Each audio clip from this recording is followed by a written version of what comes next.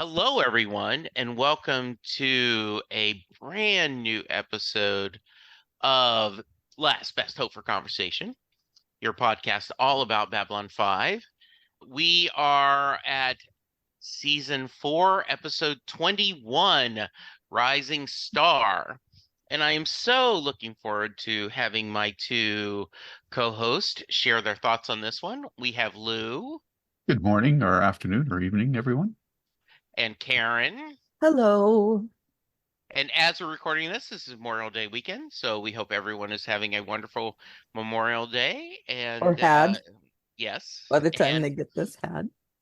and I hope everyone is remembering a good thought for those who sacrificed for both countries, since we're an international podcast.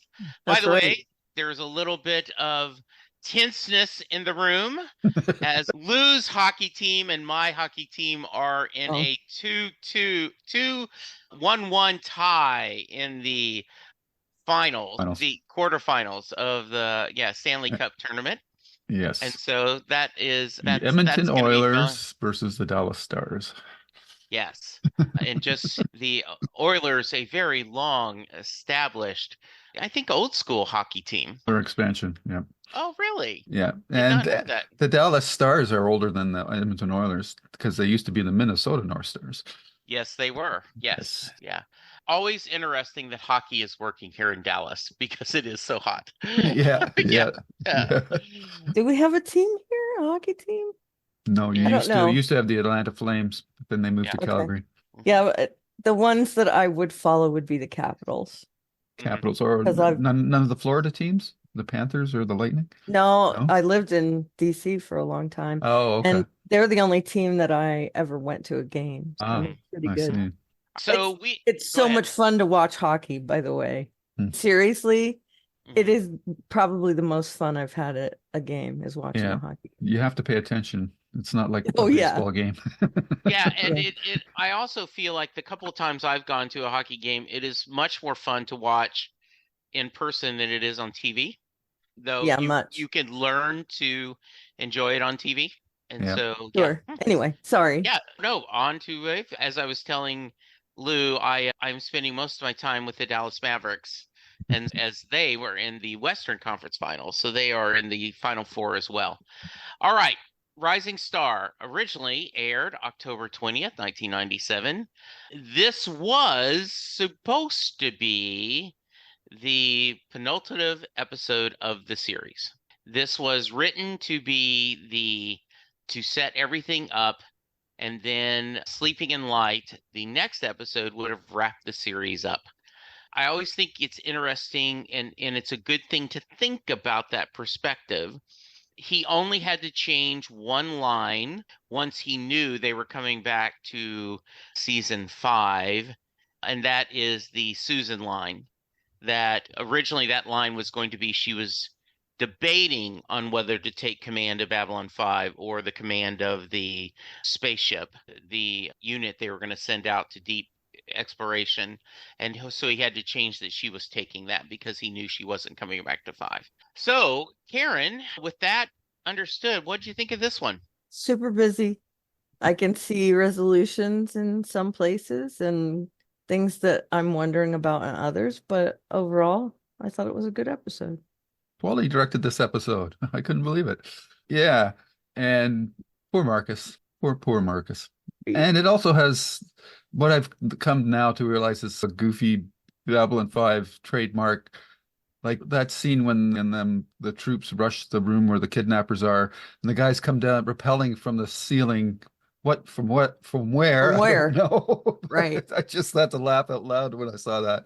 But yeah, that was a typical Babylon 5 episode. Again, missed opportunities for paying off dramatic story arcs, like no Garibaldi Sheridan reconciliation scene, and Susan just disappears. Like she had a great opening scene, but then she was just like, oh, and she's got to command a ship. Bye. Yeah, Okay. exactly. Yeah. So, typical Babylon 5 episode. Yeah, it was cool to see from my perspective Garibaldi with the Rangers, right? It was the Rangers that were doing that with him. So I thought that was cool. And we'll talk about that in a minute, but he, for now, has a happy ending in many more Yeah, than one way. literally. Yes. For Uh-huh. now. Yeah, just we have a whole nother season. Yeah. Okay. Just Oh, in general, nothing yeah, specific. in general terms. Yeah, no. But I do agree, it is, if you knew this was going to be the end of your series, I feel like you shortchange us by not having this Michael and John talk. Yep. Yeah, I agree. It feels, he mentions to Bester that I heard what you did to Michael, and it appears that everything's forgiven, Yeah, because but he's upset about that and yeah, he's willing to defend him. And so yeah, we assume that they've had that discussion off screen, but it would have been cool to see it on screen. yeah, and the idea that he is very much part of the fold now. They're excited to have him back, but yeah, that's a little, I think, just a little sad that I would have wanted to see that, even if I knew that ultimately he was going to forgive him, I wanted to see that process. I wanted Absolutely. them to share. I wanted to see John forgive him and the emotional embrace of those. Or if they play it where they're guys, like on Firefly, when where Malcolm's like, why are we still talking about this? Yeah. So it could have been everything. Yeah. When you said guys, the first thing that popped to my head was the planes, trains, and automobile scene with John Candy and Steve Martin when they wake up Yeah. together. Oh, How what about about those that? mirrors? Yeah, Yeah. exactly. Yeah. Those are Um, pillows. yes. Sorry. It's one of my favorite parts of that Yeah, movie. I Yeah, love. all-time classic scene. Yeah. So I think that once again, we talked about last week that the ISN seeing that anchor that we had seen before, having her back really helps give a sense of continuity, Yep, and she is able to share what's going on. And I really like that. And she catches us up. Sheridan has given himself up. He is going from there. Any thoughts on Sheridan giving himself up, everything catching up? And I did like how she says thoughts go out to Commander Ivanova. Karen, any thoughts on where we're setting up? Yeah, I really like the ISN drop-ins because you can really see the emotion on her face. That actress is really good in just this weird auxiliary role on the show.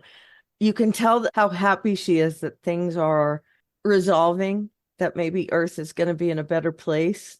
Also, I thought it was super interesting that they put a note on Clark's body that said traitor to Earth. Very weird, but and that they would show it on TV too, because they would never do that now, I don't think. But yeah, that whole thing, her saying thoughts go out to Commander Ivanova. And I'm guessing that she has found out quite a bit about that maybe Susan is recovering because she doesn't say anything about the fact that she's close to death or whatever. So is that saying that she has good intel because they're on Earth right now, or that's negligible at this point? I really like her. I like that she is joyful and happy to be giving that information to the public. And I think it's a nice way to have some exposition without the characters talking. It's when the characters explain things to you that really gets on my nerves. And so to have her there to do that work for us, I think is a good thing. So, Lou, before you jump in, I did have one.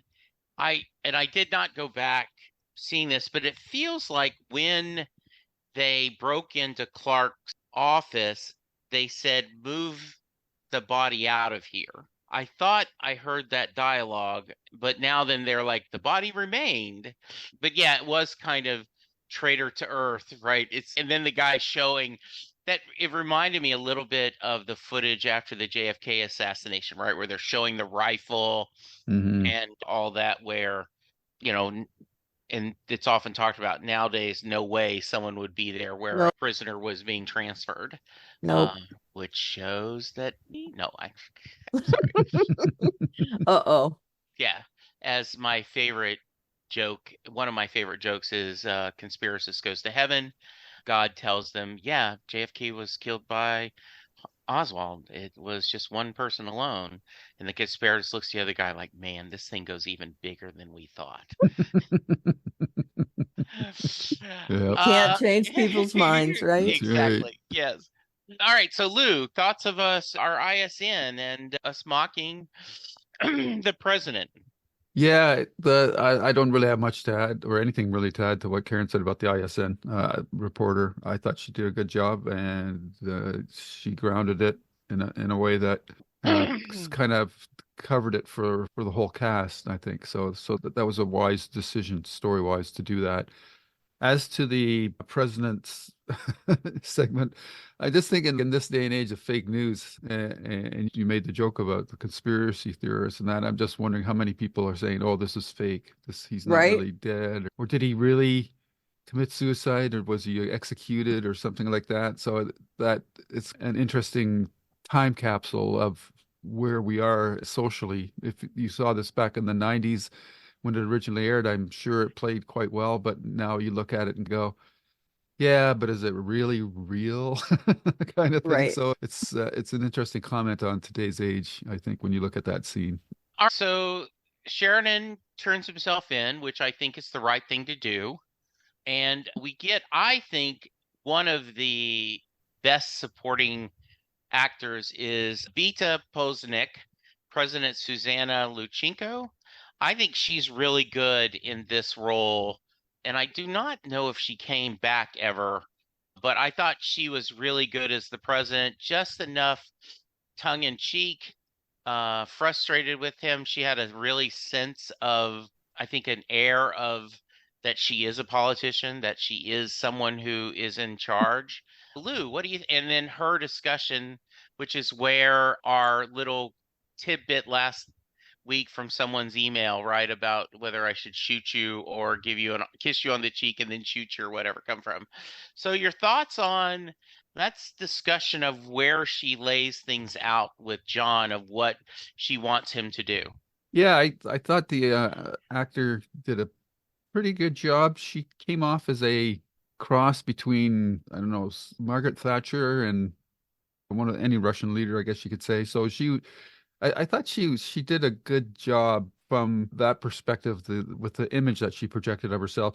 I wasn't quite as sold on her accent. It came in and out at times for me, but she definitely played the part of a politician, and her discussion with Garibaldi about his two choices, whether he stays in the force or resigns, is on its surface is a tough, puts Sheridan in a tough spot.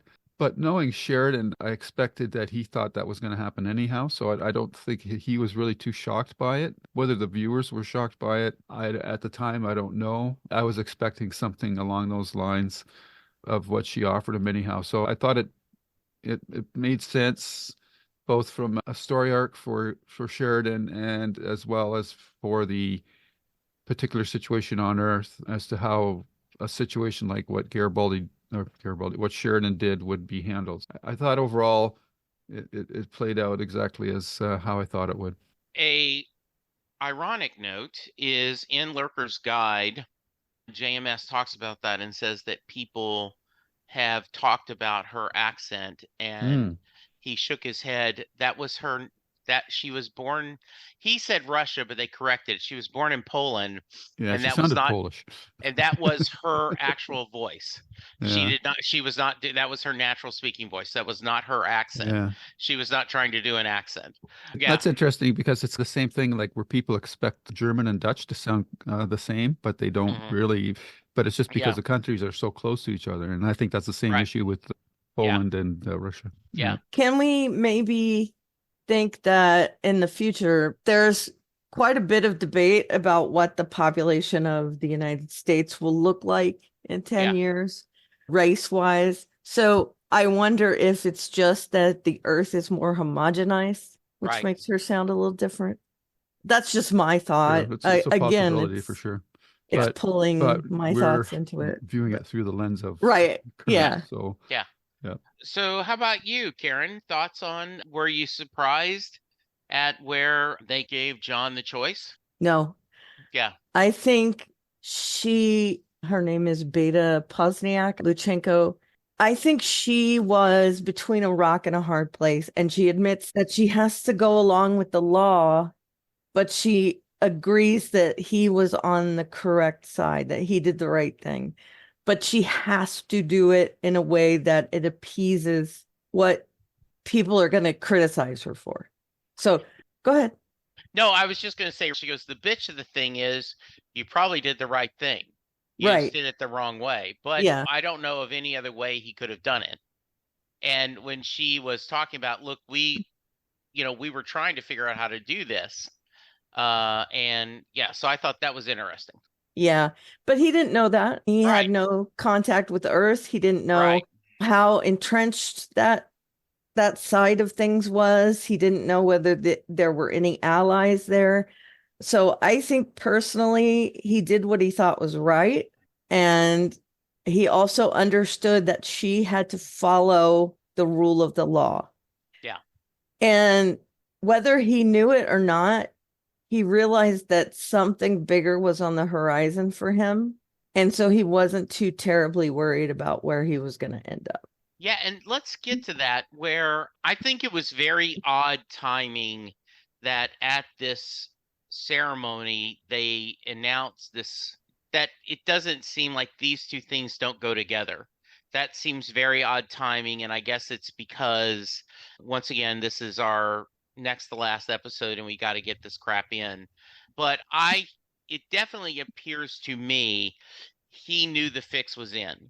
He knew they had a plan, that they were going to talk to the League of Aligned Worlds to see if they want to join this new alliance.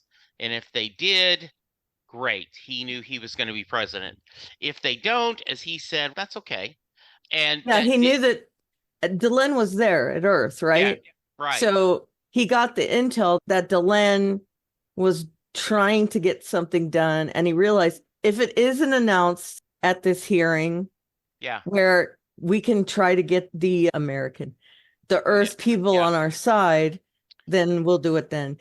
And I think it was important that she was there because it shows that she is not only backing him up, but she's there for moral support, I think, knowing that this is difficult for him. And I like seeing that, especially since they've been separated so much lately. Okay. Did you not think it was odd, though, that they're announcing that at this press conference, that they took the press conference away? Oh, we're here to talk about John, but now I think one spurred another. Okay, good. How about you? And I think he decided that if they could do it there, then if they could get enough of the population to understand what was going on, that Earth would have to join the alliance. So I think it was him. Okay. That makes sense. I like that a lot. How about you, Lou? I thought it was just simply a function of the fact that they were rushing through a lot of things. I think they would have been two separate presentations myself, but there was the dramatic punch that Sheridan was elected the president of this new federation. So I could see it from that perspective why they would merge those two things together. But to me, yeah, it just felt like this should have been done in a separate meeting because they're related, but they're focuses on two different things. So one's on the past and one's on the future. So I know I thought it was weird that they put them together, but I thought they're just rushing through stuff. So I guess they're just jamming these two things together. But yeah. It did feel a little weird. I know Karen usually does this, but because I was just looking up Beata Pozniak's resume, she played Marina Oswald on JFK, the Oliver Stone movie, which is quite interesting. And she's also done the voice since we were just talking. Yeah, and she also did the voice of Scarlet in the Mortal Kombat games. So she did a voice in an audiobook that I just listened to 2 days ago. Oh, okay. So cool. She has a great voice. Yeah, she does. Yeah, I did love her scene where she says half of Earth Force wants to give you a kiss on the cheek and the Medal of Honor. The other half wants you taken out and shot. As a politician, you learned how to compromise, which by all rights means I should give you the Medal of Honor, then have you shot. Yeah. She has a great sense of humor. I do think that John was mostly worried about his crew, right? Yeah. Like he did not want them to have to face that. And even though he knew there are going to be repercussions, right? And I think that I, this is a little bit a spoiler, but I think if you give any thought to it, it's not a surprise. When you start serving together, it's which side were you on? We're Mhm. all brothers and sisters and siblings now, but even in last year, were you on the side of Sheridan or were you the side of Earth? And that could be some tenseness. So he at least wanted no official repercussions with them. Mm. And I do think in his mind, it was the right thing to do. Like I did what I served Earth in the way that I thought I should. And the idea that you're going to be able to retire with full honors, a full pension, that will be able to go was a really nice compromise. The Before that happens though, Bester comes and visits him. And once again, Walter King is so good whenever he is on this show. This was a gift that JMS gave to this actor, and he continues to deliver as far as I'm concerned. I think every time he's on the screen, he is just the right amount of you want to smash his face, but the other times, and they discuss, like we talked about last time, about the telepaths. So, Lou, what are your thoughts about this conversation? Yeah, on the from the Besser perspective, it was interesting to see him have this particular, I don't want to call it a character flaw, but this particular, it's obviously he cares greatly for this particular person, but it shows that he's a human being rather than just a mustache twirling villain. So I really liked that from that perspective, but it was weird to see Bester so out of sorts emotionally because he's always so in control. So it was interesting to see that. I thought Koenig played it very well, and I thought he did a great job with it. It's interesting though that it also, as I was watching that scene and I thought about these telepaths, this in a way is like a mini potential war crimes act or violation that Sheridan could be charged with in how they use these telepaths. And I know that we got feedback from one of our listeners on the previous episode how we were justifying Sheridan's use of these telepaths in the way that he did. And I'm wondering how, I don't know if the show is even going to go with this, but how will those 30 telepaths be recognized, if at all? Will their names be released? Will they be treated as heroes? Will there be like a memorial or a monument raised to them? All these sorts of questions are going through my mind as that scene's playing out. Sheridan stated that he went out of his way to make sure that none of the selected telepaths had any family or close ones or whatnot. Shows that he knows what he did wasn't morally right, but it's just that under the circumstances, it was the strategy that he could come up with. So it's that old discussion that we had about when Churchill knew that the city was going to be bombed by the Germans, but if he gave up the fact that they had broken their decryption, that it could have prolonged the war. So you're in this tough position of determining the fate of people's lives that often happen when you're in war, which is one of the terrible things that war forces upon us to make those kind of decisions in the first place. It was an interesting scene from a character perspective for Bester. I did the open-ended threat that Sheridan made about Garibaldi, and hopefully we'll get to see that next year. And it also seemed to lay the groundwork for potentially what next season is going to be about as well. I'm not sure if the telepaths are going to be a big part of next season.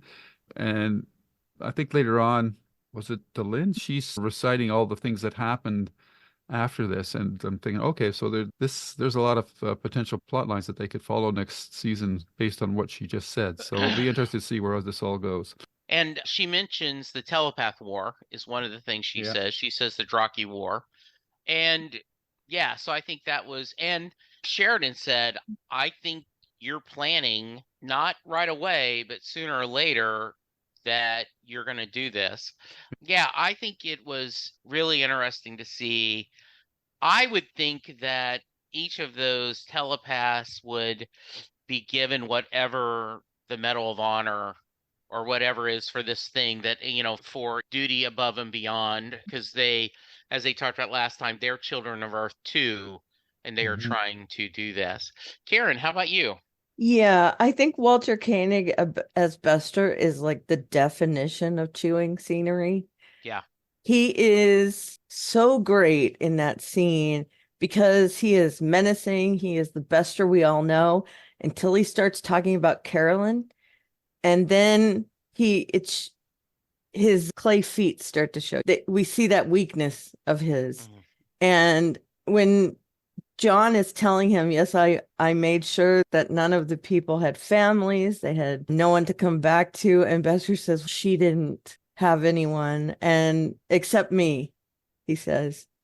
And then John, and you can see John is dragging it out to poke him. And he finally says, no, she's fine. I'll send her to you if you want it.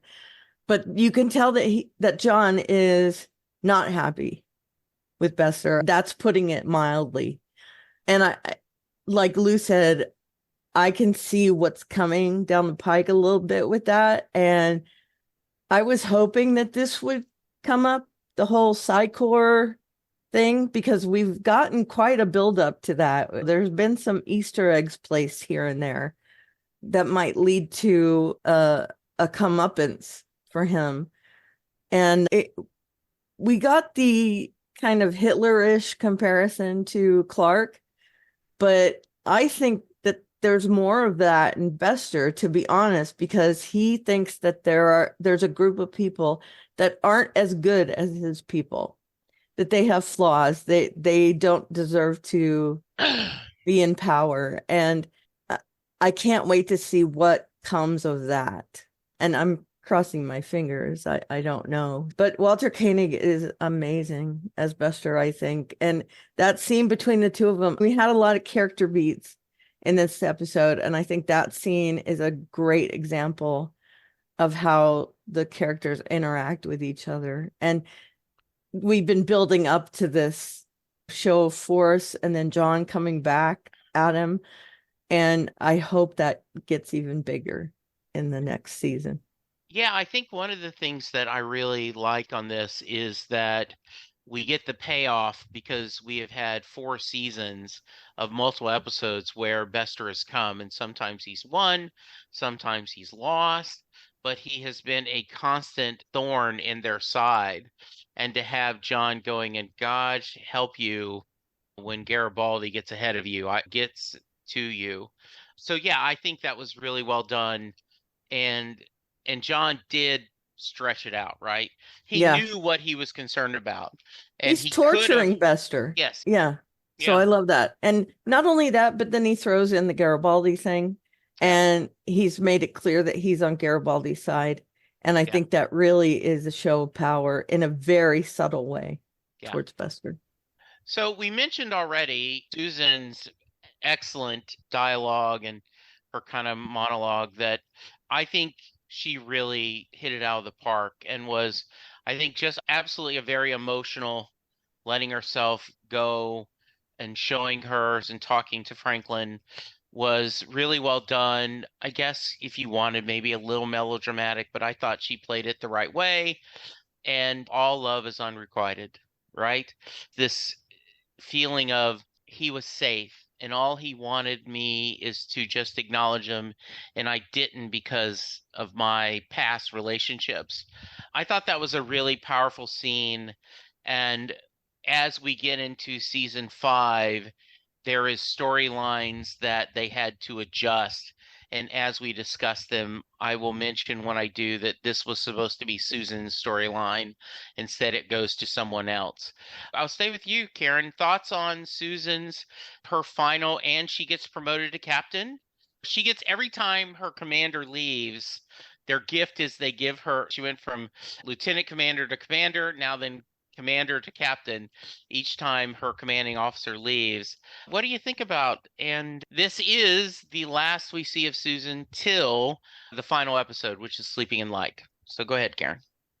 The final episode of this season or the final The episode? final episode. We do not see Okay. her back in Babylon 5 till the very last episode, which was Sleeping in Light.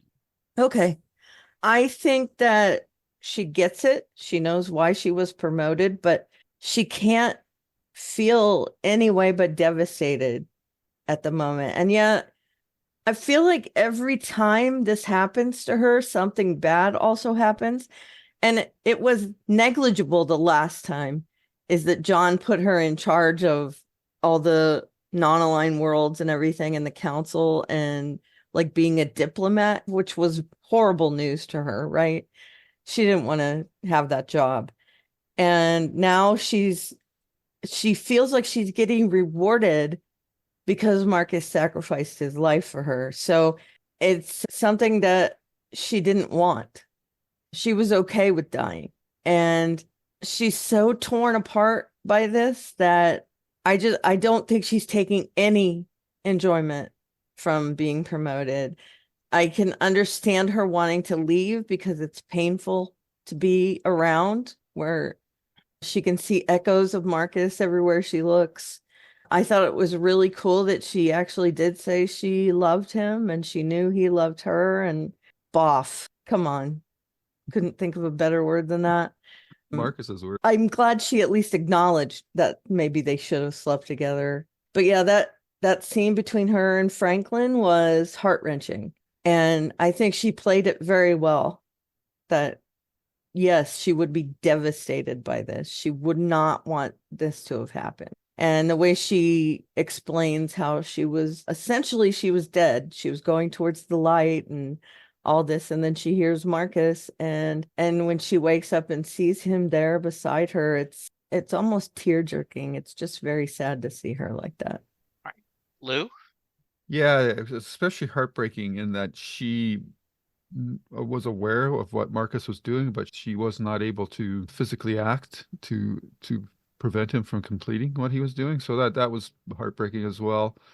I do agree with Karen. The Boff thing just didn't really work at all, even though it was supposed to be a joke about Marcus, but it just poor taste, I think, in that scene. That scene is not a scene where we make that kind of a weird joke. I appreciate having a comedic beat in a really emotional scene, because I think that's part of human nature to try to, even in the gallows humor, you still Absolutely. You always try do to that. make light of something, because that's you're just trying to lessen the pain. But I just thought that was a very awkward way to do it in that scene.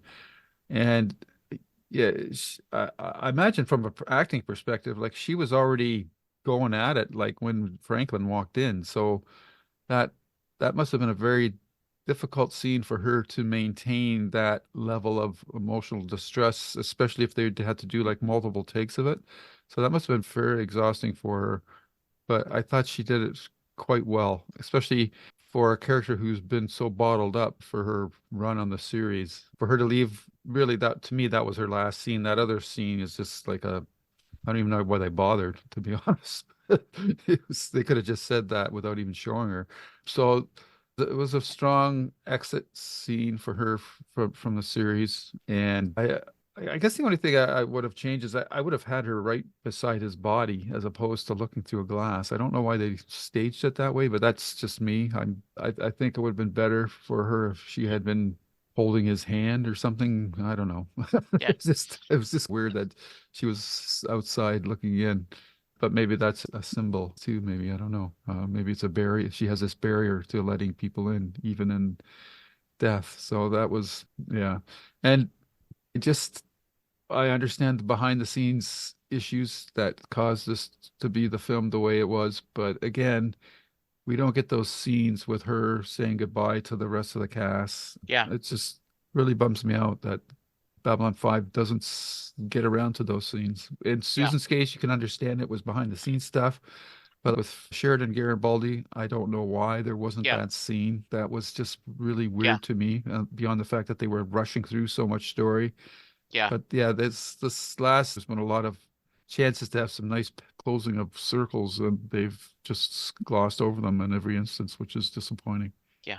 One of the things that there was supposed to be a Susan voiceover talking about her trying to decide if she's going to take over Babylon 5 or take on this sea of the ship.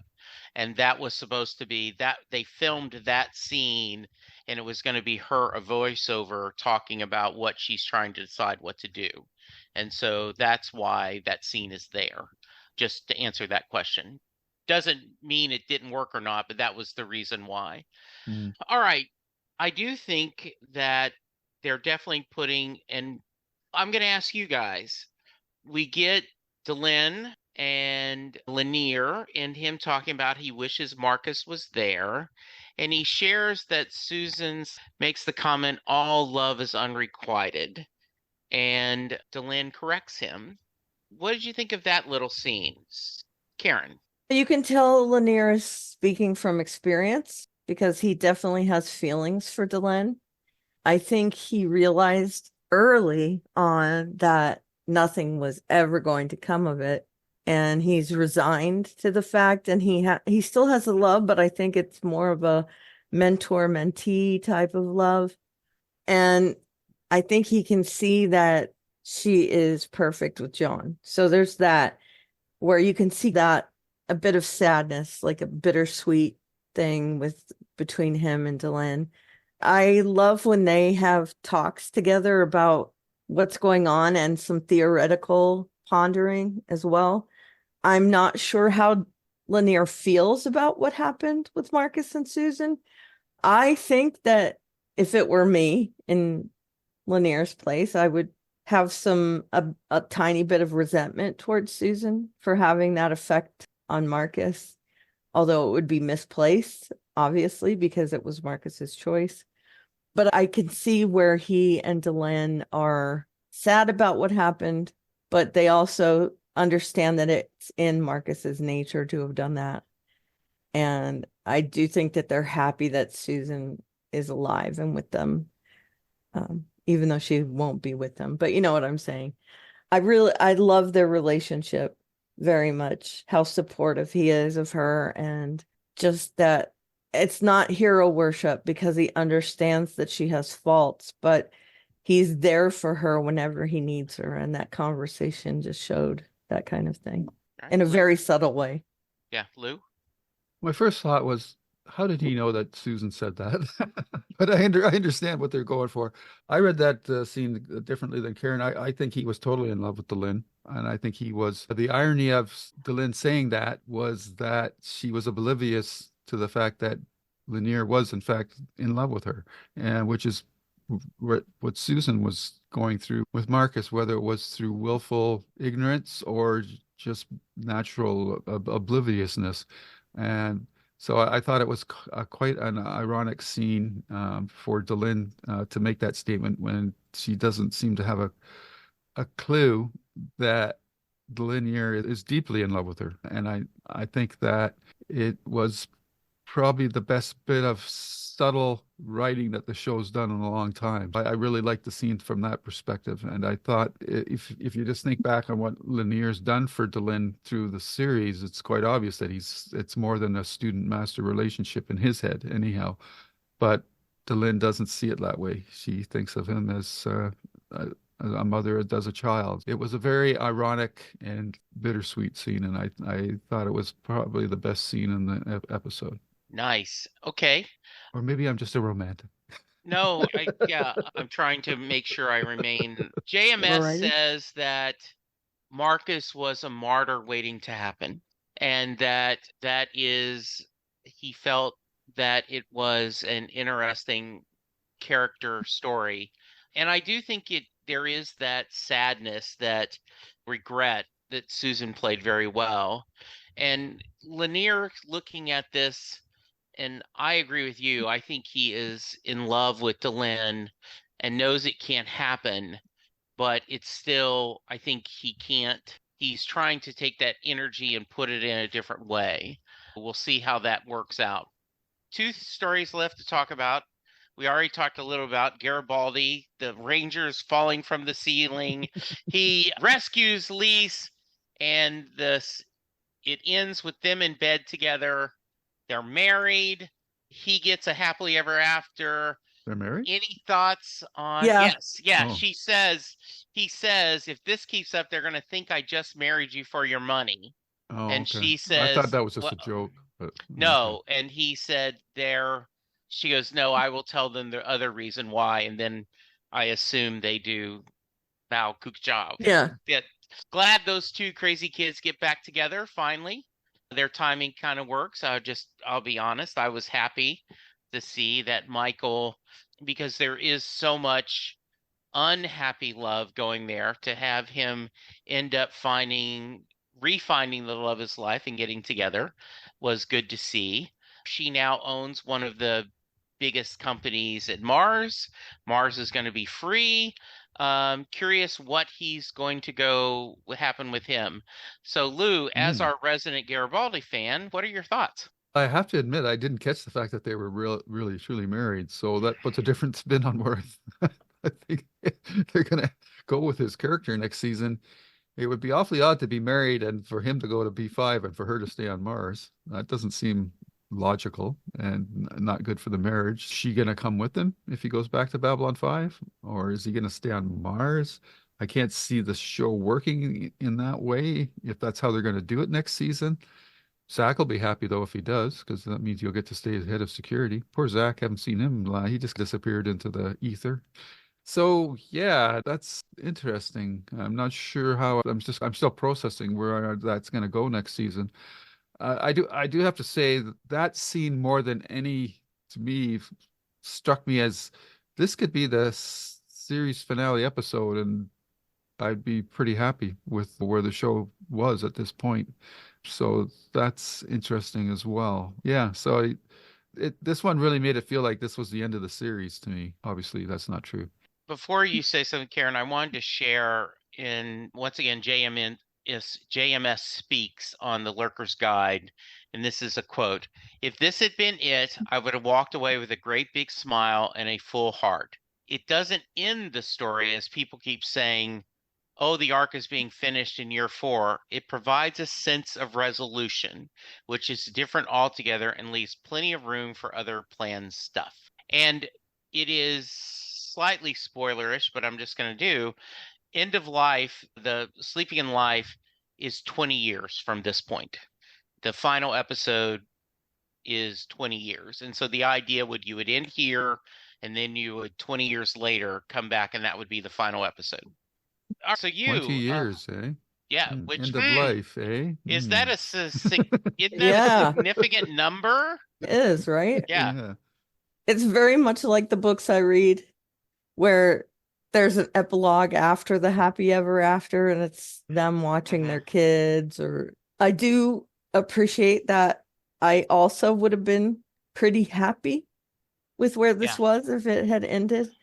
I think this was a good kind of tie up of a lot of threads. Not all of them, obviously, but a good portion of them. And if they had been forced to not do any more episodes, I think this would have been a good place to end. Obviously, in his head, JMS had more story to tell. And you can see that from the entire show that his arc wasn't finished. But as far as the arc of the show, I think this would have been. There are so many shows nowadays that get canceled and there's a horrible ending to them. Yeah.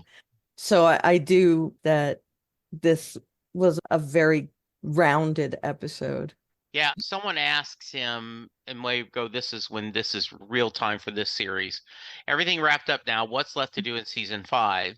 And he says that could show up, leaving some ambiguity just to keep some surprises. The start of the Telepath War, the start of the Draki War, Londo's fate on Centauri Prime, the first year trying to make Interstellar Alliance work, inner factions fighting among the Alliance members, the development of Mars as an independent state, the legacy of William Edgar's Black Projects, fallout from the Civil War and feelings about it, how Lanier, Sheridan, and Delenn will get along now.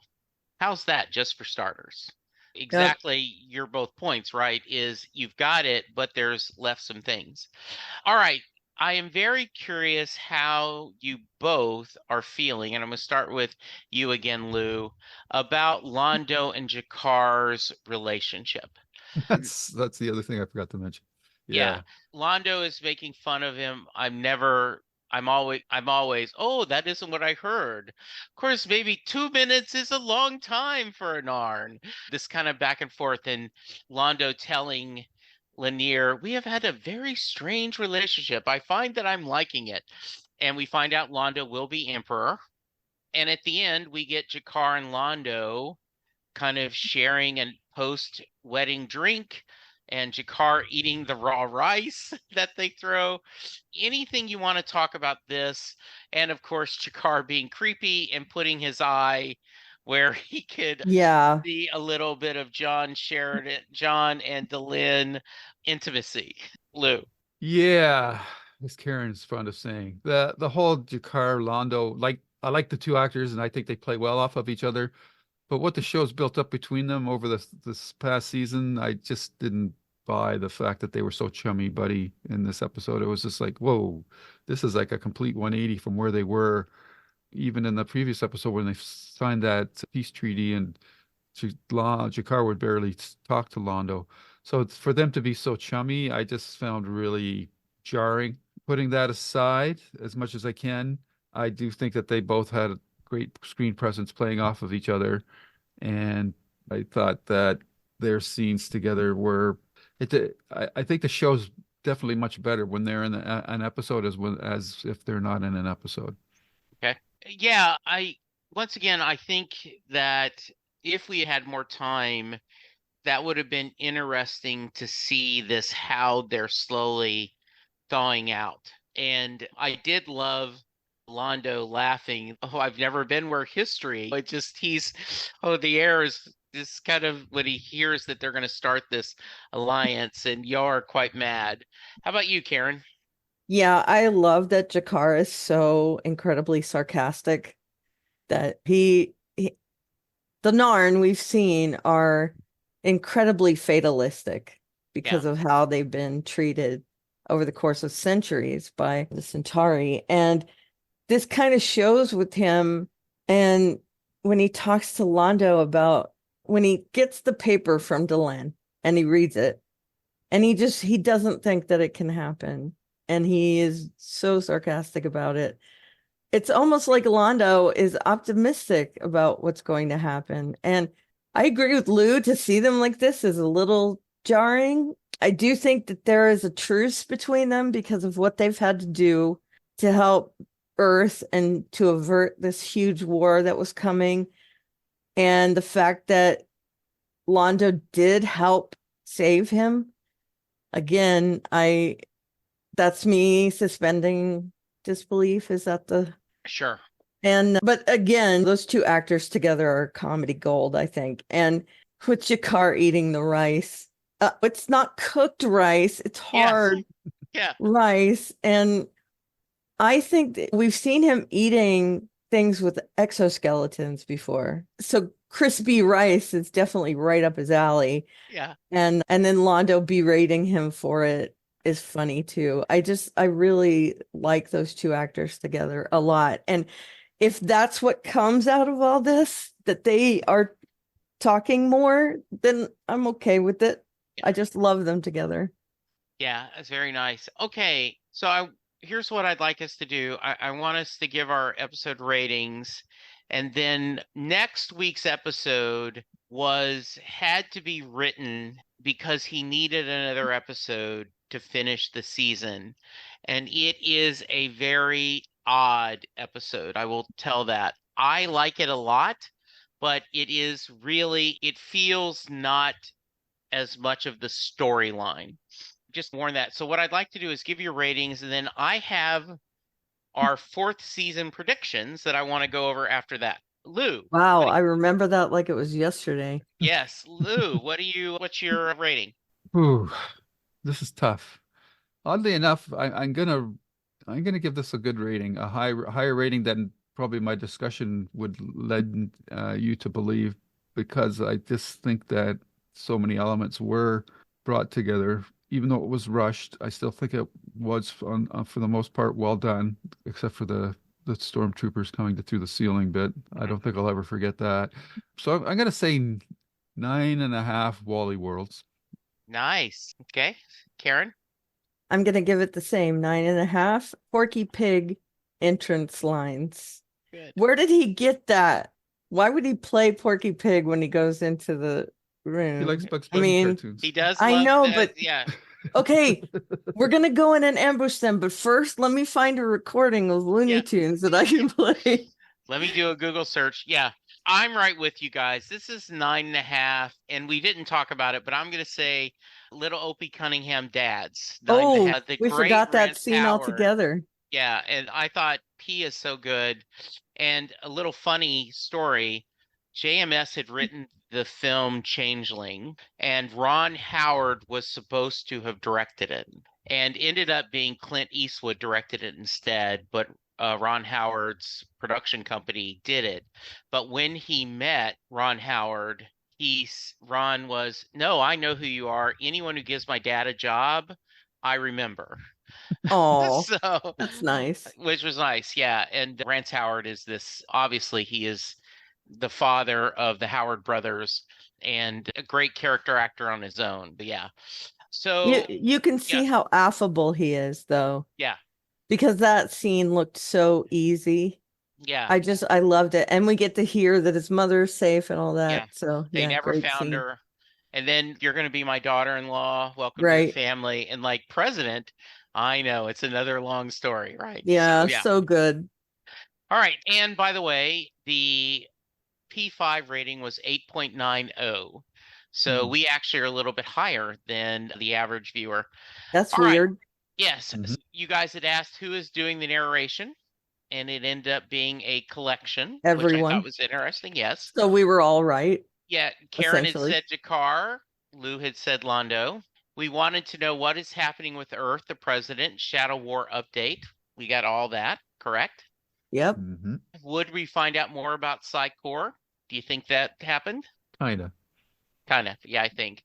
I mean, Uh, we saw that they were involved with the shadows, but yeah, you guys had asked, would Garibaldi get better storylines? I think that would be a no, even though he got right.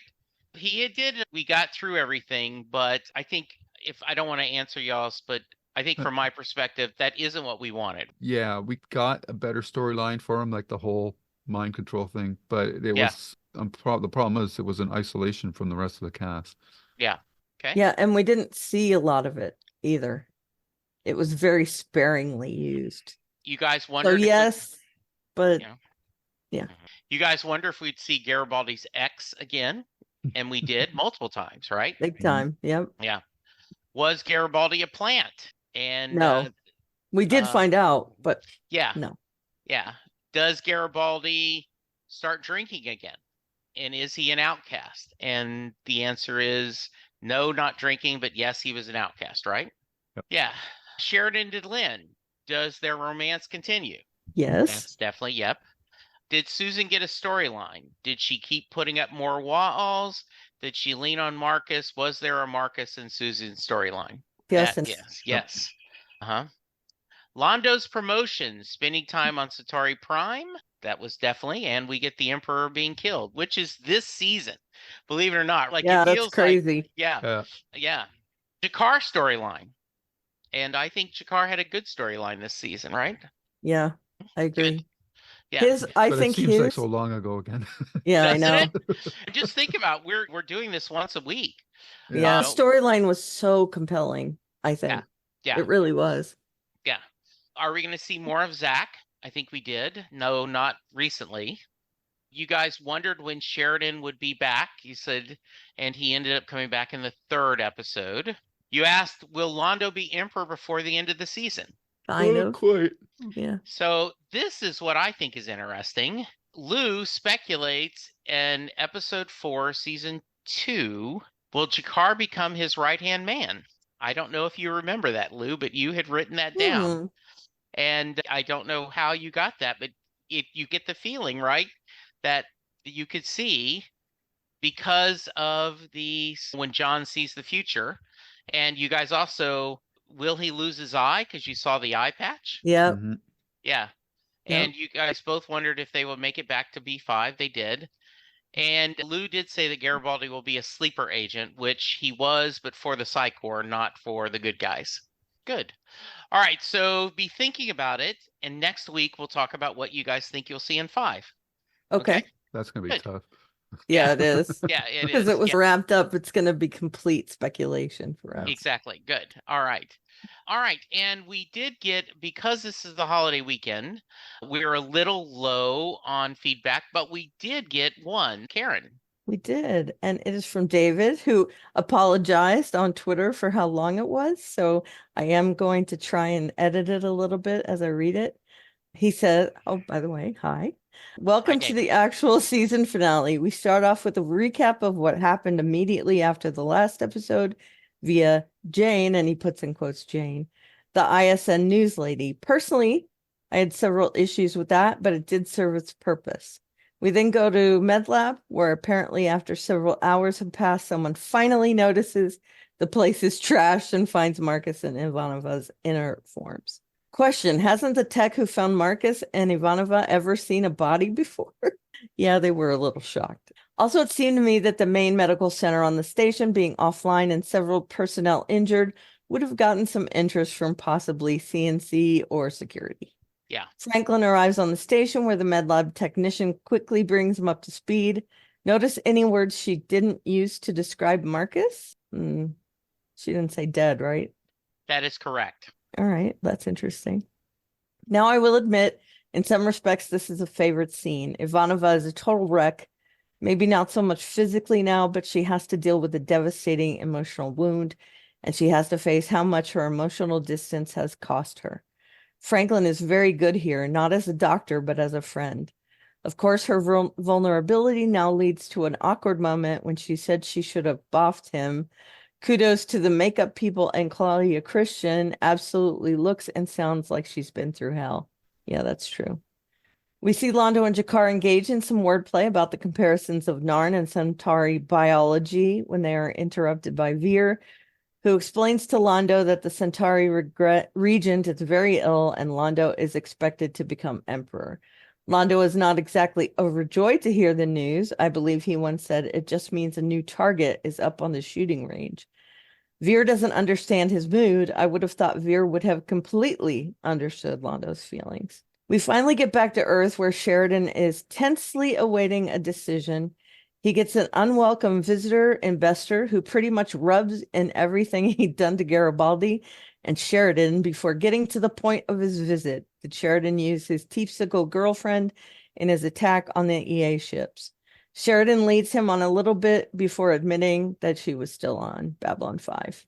My issue with this, Bester commented that without a Psi Corps member's testimony about what was seen in Garibaldi's mind, it would be inadmissible in court. Gee, good thing no one can think of a Psi Corps member who hates Bester and has scanned Garibaldi. Alrighty. Yes. In other That's words, interesting. Lita, right? Done this. She's in right? Psi Corps now, right? Yeah. The decision has been made. The interim president dictates to Sheridan that even though he did what had to be done, it was inconvenient, so he can resign from Earth Force, and she in turn will absolve him and declare amnesty for all who join the rebellion, or else he could be court-martialed and shot. Personally, I think I would have told her to pounce sand. My husband uses that phrase a lot. I love that. If they tried anything with him, the White Stars, Rebel EA, and League ships would tear them a new one. Instead, Sheridan agrees with her as long as she puts it in writing. A couple quick thoughts. Wasn't Lushenko a bit young to be a senator, much less the president? Looked it up real quickly. Beata Pozniak was 36 when this was made. By the way, there was much criticism at the time about her accent being fake. Thing is, she was born and raised in Poland. Most of the roles I've seen her in has been as a Russian. We see Garibaldi rescue Lise from the most inept gangsters in the shoddiest set ever seen on screen. The walls weren't even bolted down. Then cut to Delenn and Lanier discussing their plan once they reach Earth. Lanier clumsily tries to tell Delenn about how he feels, but she gently explains how he is firmly in the friend zone. Question, how did they know about Susan's talk about all love is unrequited? Damn, maybe someone should say something to Franklin about patient confidentiality. That's cool. Luchenko meets with them privately to discuss the offer of joining the international whatever. But who could she negotiate with? Why, the new president, John Sheridan, of course. Before the two presidents meet, the stuffy general demands to know what Sheridan did with the amnesty declaration. This tells me they never meant to agree to it, but now they have to honor it. We get a moment where we see Sheridan reunited with his dad, and he's introduced to Delenn, where he warmly welcomes her to the family. A bit sad when she had said it had been a while since she felt like she belonged. In a frenzy to close the episode out, Garibaldi gets Lise, Sheridan frees Mars, Ivanova gets transferred. What the hell? Sheridan and Delenn get married, unshown. I think it would have been a nice touch to have Reverend Dexter perform it. And we get a bit of a return of Jakar being a bit of a perv with removing his eyeball in Sheridan and Delenn's bedroom before Delenn ends with a voiceover about the challenges the new alliance would face in the next 20 years. Join us next week for the series finale. Oh, hell, we've been picked up by TNT. We have to have a different episode next week. Who's available? Awesome. I love that. And he talks about that in the script books that he had to, oh crap, write another episode while also trying to work on season 5, episode 1, and setting everything up. So, as I said, it's a very interesting episode. But thank you for the feedback. We appreciate it always. If someone wants to reach out to us, how can they, Karen? Is there any YouTube feedback? Oh yeah, thank you. I always forget that. I don't know why. Yeah, there's a bit. Unfortunately, the episode went out pretty late last week, so not the number of views that we normally expect. But Texas did clear up the fiber comment finally. It was Garibaldi saying basically he needed new pants. Okay. And once she said that, I go, oh, okay, yeah. He messed himself and saying, oh, if I had more fiber, it would have been less runny. Firmer. Firmer, yes. And Fly says the Marcus Ivanova thing has a weird ending in a short story by JMS called Space, Time, and the Incurable Romantic. And Nathan says, yeah, don't read it. It felt like the worst kind of fan fiction. So there's that. I don't know whether I'll read it or not. Yeah. But And then Nathan is quite passionate about his dismay at our willingness to justify Sheridan's actions with the telepaths, and I appreciate his passion, and I certainly don't disagree with anything he's saying, but it's a shortcoming on my part that I just don't really connect to these 30 telepaths as people, because they are never really shown as being people, so they were just like a story device to me more than anything. And if I had some way of having an emotional connection to those characters, I think that I would have been more upset about it. But as it was, like many things in the last couple episodes of this season, glossed over. So it's hard to get worked up about an object as opposed to an actual person. So yeah, that's where but I get it. But I definitely get your get point, Nathan. Yeah. For sure. Yeah, and I certainly understand that his thought. To me, it is that you have to make tough decisions. And it would have, we've talked about this multiple times, that it was a sacrifice so that there would be less death in the long term, right? So let me just say, since they mentioned them before and then used them later in the season, would they be a Chekhov's gun? Get it? Chekhov's gun? Yes, right now. Very nice. Cool. Good. I love that. And I truly love that. All right. Any others? Nope, that's it. That's it. Good. Okay. All right. Now then, is there someone, can they reach us? How can they? I think you're talking to me, right? Yeah, or either one of you. Sorry. You go, Lou. Okay. Yeah. Yes, you can find us on YouTube at Lou's Reviews, where we obviously do episode reviews of the Babylon 5 series as well. I have my Stephen King podcast and my writers podcast, and we also do our JKL Media, which you may not have glued into yet. That stands for Jesse, Karen, Lou. We do one-offs of either books, music, comics, or TV series, and we've done such things as the Quester tapes, Green Mile, V for Vendetta, Barbie, We Are the World, Watchmen, Monkeys, 12 Monkeys, Tragically Hip, Springsteen, Dark Matter, Identity Crisis, The English, Station 11, Devs, and Midnight Mass. And we're currently working through The Peripherals. Our first episode is landed this week, and we'll be recording our second episode for episodes 3 and 4 right after this. And on Yay. Twitter, you can find me at Lou W. Sitzma, Sytsma. And Karen? Our email is jklb5podcast@gmail.com. So you can reach us there, like I just read earlier. You can find me on various social media sites as Aleveria, Aleveria. And there's a link in my Twitter bio to my blog, and the landing page has a bunch of links that I find interesting, that you might find interesting. Check us out there. Super. And I am at Jesse Jackson DFW on Twitter, aka X. Would love, by the way, if someone knows where those short stories are available online. I know they were originally in publications, and I don't know if there's anywhere where you can read them online. I remember reading them at the time, and I would love to reread them, whether they're good or bad. It just would be interesting for me to revisit the stories. So if anyone knows that, send that to our email address if you know where you can find them. All right, so we will be back next week to wrap up season 4. We will write up our predictions on 5, and then we'll have to talk about where we're going to go next. And I have gotten very little feedback on, do we do In the Beginning before we go into season 5? And currently, unless someone convinces me otherwise, that's what we'll do next, because that's how we watched it via TNT. So we'll go from there. Lou, Karen, this is always a blast. Thank you for spending time with me every Sunday. It's a joy. And we will be back next week. For now, be safe, be kind, and we'll talk to you soon. Goodbye. Bye-bye. Bye. Yay. Good.